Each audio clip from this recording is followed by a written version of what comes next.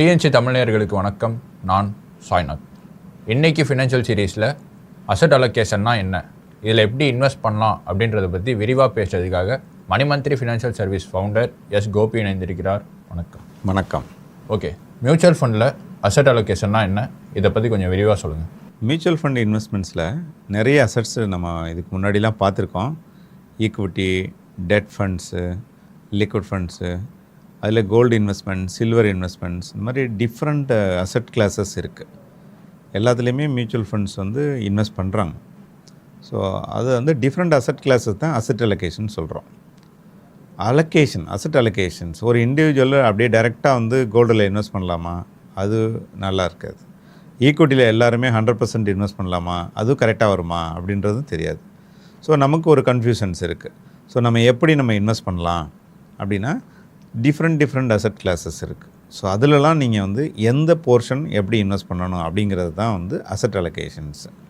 ஒரு இன்வெஸ்டர் நான் 15 வருஷம் நான் இன்வெஸ்ட் பண்ண போகிறேன், ஈக்விட்டிலே இருக்கட்டுமே, 100% ஈக்விட்டியில் இருக்கலாமா, அதுவும் அந்தளவுக்கு சரியான முறையாக தெரியாது. ஸோ ஒரு மினிமம் அமௌண்ட் ஒரு லிக்விட் ஃபண்ட்ஸில் இருக்கணும், ஒரு கோல்டு ஃபண்டில் இருக்கணும், ஒரு சில்வர் ஃபண்டில் இருக்கணும், டெட் ஃபண்ட்ஸில் இருக்கணும். அதுக்கப்புறம் நீங்கள் ஈக்விட்டியில் போகலாம். ஈக்விட்டிலேயுமே டைவர்சிஃபைடு அசட்ஸ் இருக்குது. So high risk, low risk, moderate இருக்குது. ஸோ அக்ரெசிவாக செக்டார்ஸ் இருக்குது, ஸ்மால் கேப்ஸ் இருக்குது. அப்போ இந்த மாதிரி அசட் அலோகேஷன்றது பியூர் மியூச்சுவல் ஃபண்ட்ஸில் இதில் டிஃப்ரென்ஸாக இருக்குது. இதில் இன்டர்நேஷ்னல் ஈக்விட்டியும் இருக்குது. இன்டர்நேஷ்னல் ஈக்விட்டி ஃபண்ட்ஸுன்றது இப்போ டொமஸ்டிக்காக இந்தியாவில் உள்ள கம்பெனிஸில் இன்வெஸ்ட் பண்ணுற மாதிரி உள்ள மியூச்சுவல் ஃபண்ட்ஸ்லாம் நம்ம பார்த்துருக்கோம். வேர்ல்டு லெவலில் மெயினாக அமெரிக்கன் இண்டெக்ஸ் இருக்கும். யூஎஸ் இண்டெக்ஸில் மெயின் ஸ்டாக்ஸ் என்னெல்லாம் இருக்கோ அங்கே இன்வெஸ்ட் பண்ணுறாங்க. சைனாவில் இன்வெஸ்ட் பண்ணுறாங்க, தைவானில் இன்வெஸ்ட் பண்ணுறாங்க, யூரோப்பில் இன்வெஸ்ட் பண்ணுறாங்க. ஸோ இதெல்லாம் ஓவர்சீஸ் ஃபண்டுன்னு சொல்லுவாங்க. ஓவர்சீஸ் ஃபண்டில் எவ்வளோ இன்வெஸ்ட் பண்ணலாம், கோல்டு இன்வெஸ்ட் பண்ணலாம், லிக்விட் ஃபண்ட், டெபாசிட்ஸு, இது மாதிரி டிஃப்ரெண்ட் டைப் ஆஃப் இன்வெஸ்ட்மெண்ட்ஸில் எவ்வளோ போர்ஷன் இன்வெஸ்ட் பண்ணினா உங்களுக்கு டைவர்சிஃபைடாக ரிட்டர்ன்ஸ் இருக்கும், ரிஸ்க்கு கம்மியாக இருக்கும், ஆல் டைம் நமக்கு ரிட்டர்ன்ஸ் எப்படி க்ரோ ஆகுது, இதெல்லாம் தான் வெரி யூஸ்ஃபுல். இந்த மியூச்சுவல் ஃபண்டில் அசட் அலோகேஷன் பார்ட்டுன்றது ரொம்ப இம்பார்ட்டண்ட். ஓகே, இப்போது இந்த அசட் அலோகேஷனில் நான் ஒரு 1 லட்ச ரூபா இன்வெஸ்ட் பண்ணுறேன் அப்படின்ற போது என்ன மாதிரி அசட்டை நான் ஃபாலோ பண்ணலாம்? நல்ல கேள்வி. உங்களோட வயசுக்கு உங்களோட இன்வெஸ்ட்மெண்ட்ஸு ஒரு டென்யூர், ஒரு லாங் டேர்மாக ஒரு 5 இயர்ஸ் 10 இயர்ஸ் அந்த மாதிரி இருக்குன்னா நீங்கள் ஒரு 1 lakh rupees இந்த வேரியஸ் அசட் அலோகேஷனில் எப்படி யூஸ் பண்ணணும்னா மேக்ஸிமம் இன்ட்டு ஈக்விட்டி போர்ஷன் பண்ணலாம். இப்போ சில ரூல்லாம் பார்த்தீங்கன்னா 100 மைனஸ் ஏஜ்லாம் சொல்லுவாங்க. இப்போது ஏஜ் ஆஃப் 25ன்னு வச்சுக்கோங்க. அப்போ 100 மைனஸ் 25 75% நீங்கள் ஈக்விட்டியில் இன்வெஸ்ட் பண்ணலாம். ஏன்னா உங்களுக்கு ரிஸ்க் எடுக்கணும், ரிட்டர்ன்ஸும் ஹையராக இருக்கணும்.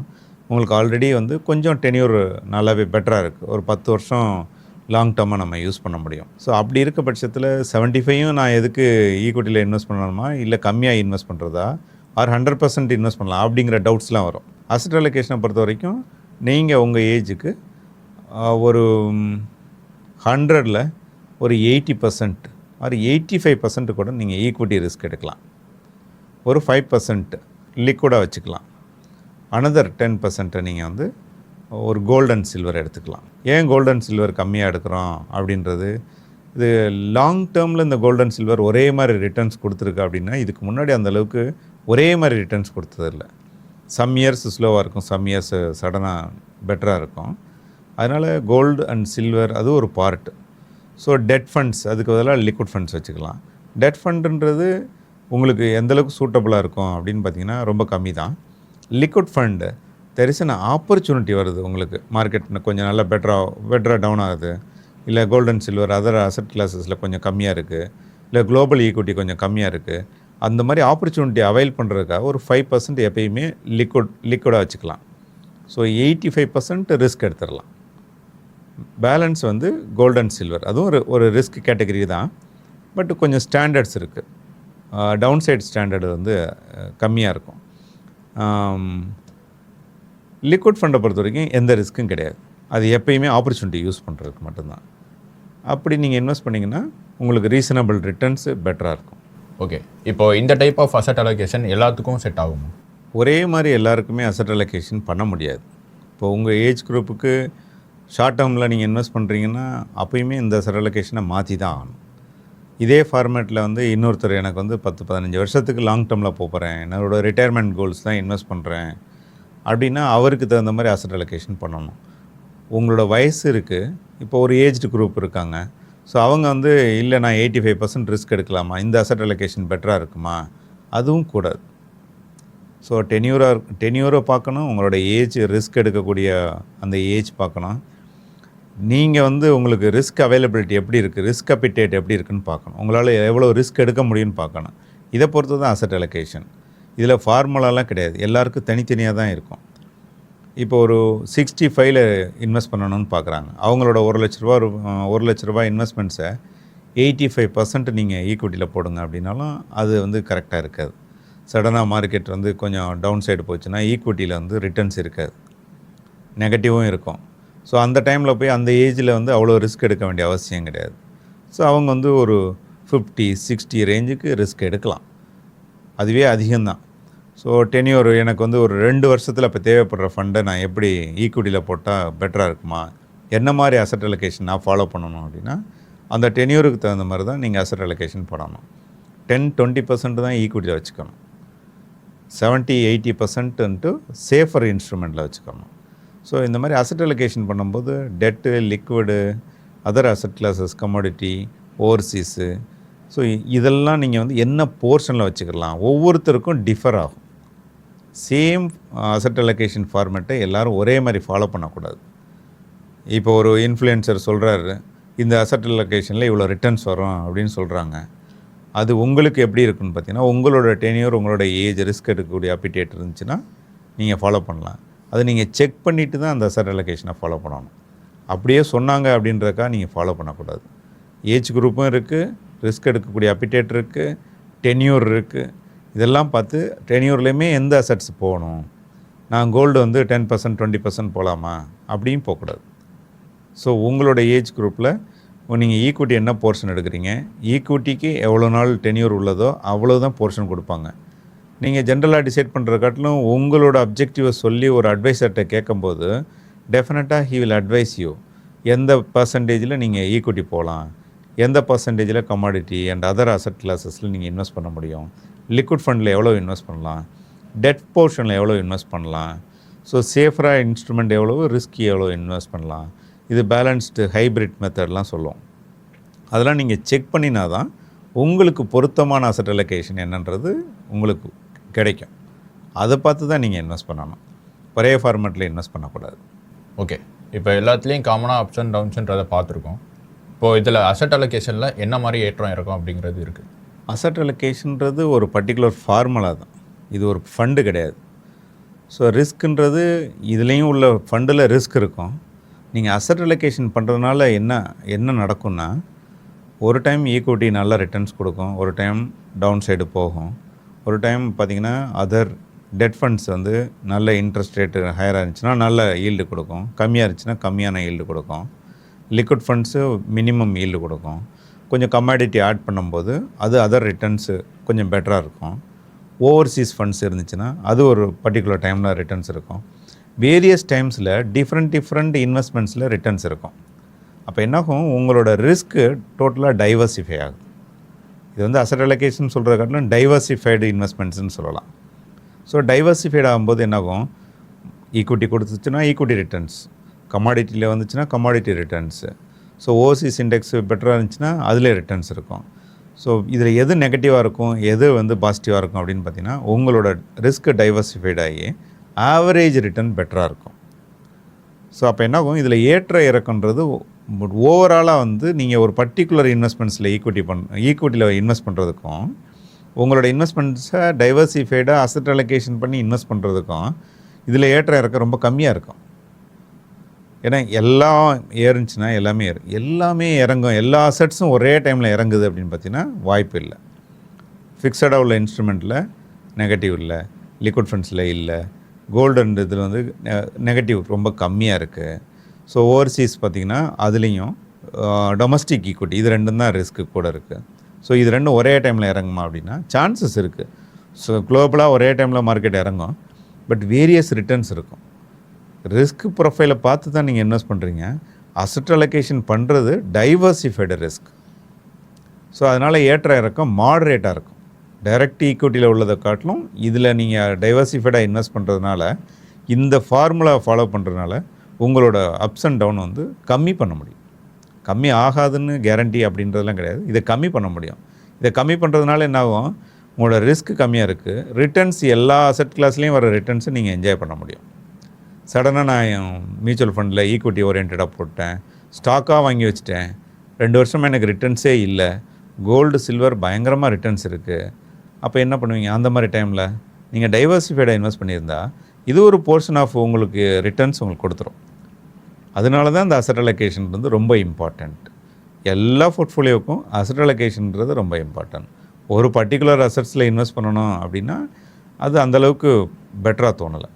டைவர்சிஃபைடாக தான் இன்வெஸ்ட் பண்ணணும்.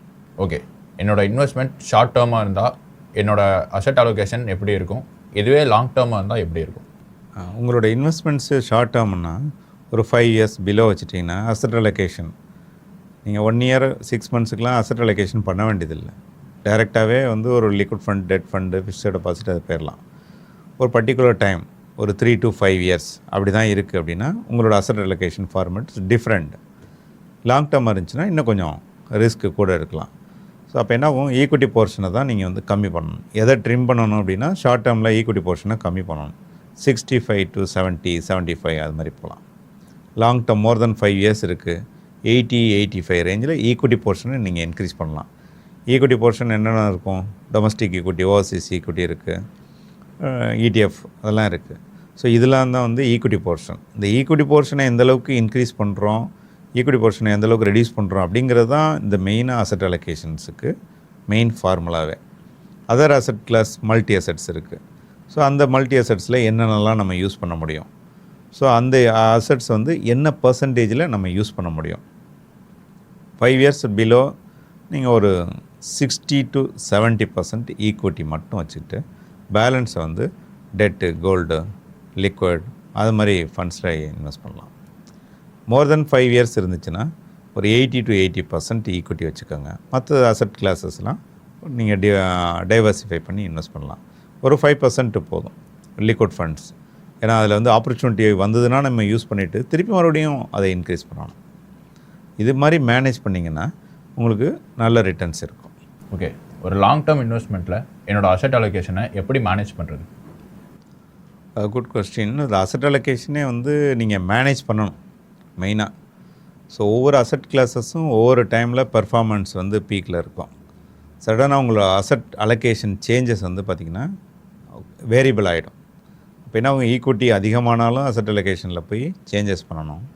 ஸோ அதர் அசெட் கிளாஸஸில் ரிட்டர்ன்ஸ் அதிகமாக இருந்துச்சுனாலும் சேஞ்சஸ் பண்ணணும். இப்போ ஈக்விட்டி ரிட்டர்ன்ஸே இல்லை, அதர் அசெட் கிளாஸஸ் பெர்ஃபார்மன்ஸ் பண்ணும்போது உங்களோட ரிஸ்க்கு 85% நீங்கள் வச்சுருந்தீங்கன்னா இந்த 85%லேருந்து ஈக்விட்டி பார்த்திங்கன்னா 80%, 70% வந்துடும். ஸோ அப்போ அந்த அசெட் அலோகேஷன் நீங்கள் மாறுதுன்றதுனால ஒவ்வொரு அசெட் கிளாஸையும் ஒவ்வொரு பர்டிகுலர் டைமில் மேனேஜ் பண்ணிகிட்டே இருக்கணும். ஸோ இது வந்து சில அசெட் கிளாஸஸை எவ்ரி 3 months பண்ணணும், சில அசெட் கிளாஸஸை எவ்ரி 1 year, 2 years. ஸோ ஈவனாக வந்து க்ரோ ஆகிடுச்சுன்னா ப்ராப்ளம் கிடையாது. அந்த பர்சன்டேஜை நீங்கள் மெயின்டைன் பண்ணிட்டீங்கன்னா உங்களோட எக்ஸ்பெக்டட் ரிட்டர்ன்ஸ் வந்து அதை ஃபாலோ பண்ணியிருக்கும். சடனாக இந்த அசெட் கிளாஸஸ் அப்படியே இருக்கட்டும் அப்படின்னு பார்த்தீங்கன்னா once other asset class performance பண்ணும்போது இன்னொரு அசெட் கிளாஸும் பெர்ஃபார்மன்ஸ் பண்ணலைன்னா இதோட ரிட்டர்ன்ஸ் கம்மியாக இருக்கும். நீங்கள் ஈவன் பண்ணிகிட்டே வந்தீங்கன்னு வச்சுக்கோங்க, எல்லாத்துக்கும் சேர்ந்த ரிட்டர்ன்ஸ் இருக்கும். அப்படி தான் டைவர்சிஃபை பண்ணணும். இதுக்கு தான் அசெட் அலோகேஷனே நீங்கள் பண்ணுறீங்க. ஸோ இதை எப்படி மேனேஜ் பண்ணுறணுன்னா ஒவ்வொரு டைமும் உங்களோட அசெட் அலோகேஷன் கரெக்டாக இருக்கா அப்படின்னு செக் பண்ணிகிட்டே இருக்கணும். ஸோ அது வந்து எவ்ரி 6 months பண்ணலாம், நாட் வெரி ஃப்ரீக்வெண்ட்டு. ஒரு 6 months ஒன்ஸ், 1 year ஒன்ஸ் உங்களோட அசெட் அலோகேஷன் எந்த ரேஞ்சில் இருக்குது அது ரொம்ப இம்பார்ட்டண்ட். நீங்கள் மேனேஜ் பண்ணணுங்கிறது லாங் டேர்மில். ஸோ உங்களோட அட்வைசர் இருந்தாருன்னா டெஃபினட்டாக அசெட் அலோகேஷன் பார்த்துட்டு உங்களுக்கு அட்வைஸ் பண்ணுவாங்க. யூ ஆர் மேனேஜிங் ஒரு போர்ட்ஃபோலியோ, உங்கள் அசெட் அலோகேஷனை நீங்கள் அப்பப்போ செக் பண்ணிகிட்டே இருக்கணும். 0 அசெட் அலோகேஷன் அப்படி வச்சுக்காமல் உங்களோட அசெட் அலோகேஷன் எல்லாருக்குமே இருக்கும். இன்சூரன்ஸில் பண்ணியிருப்போம், ஃபிக்ஸட் டெபாசிட்டில் பண்ணியிருப்போம், ப்ராப்பர்ட்டியில் பண்ணியிருப்போம், கோல்டில் பண்ணியிருப்போம். எல்லாமே வந்து ஆர்னமெண்ட்டில் இருக்கும். இது வந்து லேண்டாகவும் இருக்கலாம், ஹவுஸஸாக இருக்கலாம். இந்த அசெட் அலோகேஷன் ஃபார்மேட் வந்து உங்களுக்கு எந்த அளவுக்கு யூஸ்ஃபுல்லாக இருக்கும், இன்வெஸ்ட்மெண்ட்ஸில் என்ன அசெட் அலோகேஷன் பார்க்குறோம், டோட்டல் நெட்வொர்த்தில் என்ன அசெட் அலோகேஷன்ஸ் இருக்குது, நிறைய அசெட் அலோகேஷன்ஸ் நீங்கள் பார்த்துட்டே இருந்தீங்கன்னா இது போயிட்டே இருக்கும். இன்வெஸ்ட்மெண்ட்ஸில் நீங்கள் மேனேஜ் பண்ணணும். சடனாக நம்ம போய் ஒரு நல்ல ஹை ப்ரைஸஸ் வருது, அதனால் வந்து லேண்டு எனக்கு வந்து அதிகமான ரிட்டர்ன்ஸ் இருக்குது, அது டோட்டலாக 10 சென்ட்ஸ் இருக்குது, ஒரு 10 சென்ட்டில் 2 சென்ட்டை கொடுக்க முடியுமா? கொடுக்க முடியாது. அப்படி கிடையாது அசெட் அலோகேஷன். இன்வெஸ்ட்மெண்ட் சைடை நீங்கள் மேனேஜ் பண்ணிகிட்டே இருக்கணும்.